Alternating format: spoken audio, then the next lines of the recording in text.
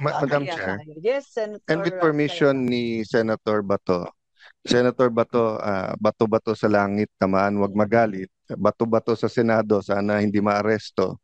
Ah,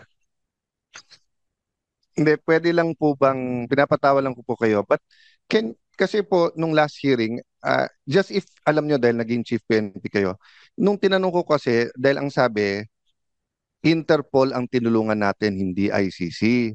So ang sabi po nung cabinet members na nandito, kasi nung tinignan natin po yung dokumento galing sa ICC, what's the name of that document? Yung may pirma ni Ambassador. Yung parang return nila po. Tapos nakapirma doon yung Ambassador Lacalinaw. So sabi ko, so hindi natin tinurn over sa Interpol. Ang sabi lang hindi, kung may representative daw ang Pilipinas ng Interpol dito sa Pilipinas, pag nag-request daw sa Interpol sa atin, pag tinurn over daw natin sa representative nila dito sa Pilipinas ng Interpol, eh sa Interpol na daw nating tinurn over.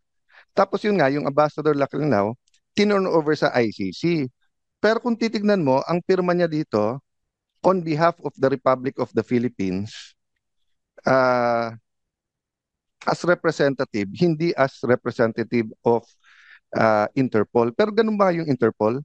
So kung ako ang representative ng Interpol dito, or point person, na Pilipino ako So pag nagsabi ka sa akin na may huhulihin, pwedeng sa akin mo i-turn over. Tapos ako magdadala sa ibang bansa.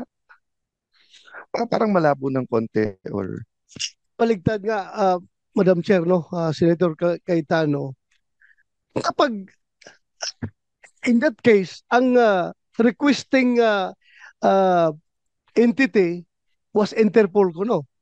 So, dapat, marami na akong ginawang nag-request ako sa Dubai nung pinapahuli ko si Kerwin Espinosa, yung drug lord na ngayon ay tumatakbo ng mayor ng Albuera.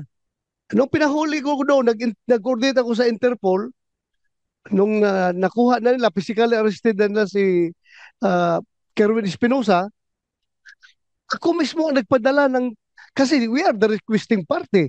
Ako ang nagpadala na tao doon, sinundo si Kerwin, sinakay sa aeroplano ng PAL, pauwi dito sa Pilipinas. Pero sa atin ngayon, nangyari, Interpol ko noon nag-request, tayo pa naghatid doon sa dahig. Very inconsistent yung mga actions na ginawa nating gobyerno dahil baliktad eh. Dapat ang requesting party ang magsundo dito, bakit tayo maghatid? Yeah.